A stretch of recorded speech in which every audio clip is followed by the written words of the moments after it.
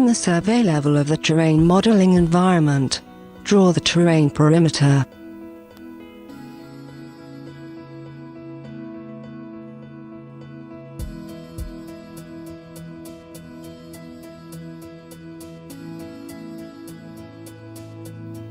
Select the contour lines to model the terrain. Now draw a contour and click Finish to complete.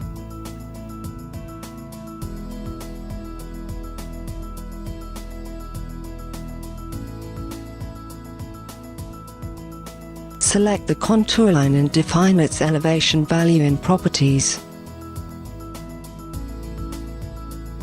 Edit the contour line using its scripts or by defining offset values.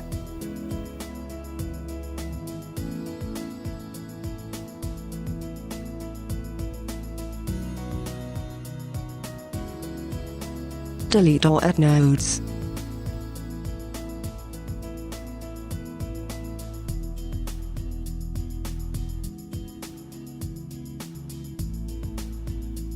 Convert a straight segment to an arc.